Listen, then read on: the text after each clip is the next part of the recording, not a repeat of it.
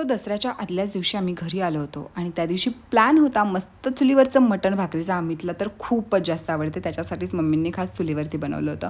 आल्यावरती मस्त जेवण केलं. दुसऱ्या दिवशी उठून सगळं दसऱ्याच्या तयारीला लागलो. ब्रेकफास्ट वगैरे बनवला. स्वयंपाकाची तयारी करत होतो तोपर्यंत शिव, त्याचा काका आणि त्याच्या पप्पांनी सगळ्या गाड्यांना वगैरे हार करून ठेवले होते. आणि जेवणाचं म्हणाल तर जेवण आम्ही एकदम सिम्पलच बनवलं होतं. दसऱ्याच्या दिवशी सोन्याला नाही तर या पानांना जरा जास्त महत्त्व असतं. तर या पानांना तुमच्याकडे काय म्हणतात मला कमेंटमध्ये सांगायला विसरू नका. 2:30 नंतरचा मुहूर्त होता, सो आम्ही सगळी पूजा वगैरे करायला 2:30 नंतरच घेतली होती. गाड्यांची पूजा वगैरे केली.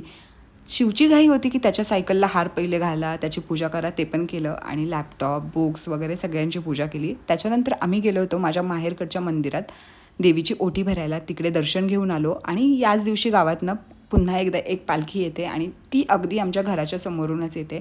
सो आम्ही मस्त तिथे आरती वगैरे केली. म्हटलं त्यानिमित्ताने तुम्हाला आमच्या गावची अजून एक परंपरा दिसेल. सगळे मंदिरात जाऊन आले, सगळ्यांना ओवाळण्याचा कार्यक्रम वगैरे झाला आणि दसरा आला कीच कशी दिवाळीची वाईब्स चालू होतात. असं वाटतं आता दिवाळी जवळ आली आहे. आमचं तर दसरा सेलिब्रेशन खूप छान झालं. तुमचं कसं झालं? चला आजच्यासाठी एवढंच, भेटूयात पुढच्या व्हिडिओमध्ये.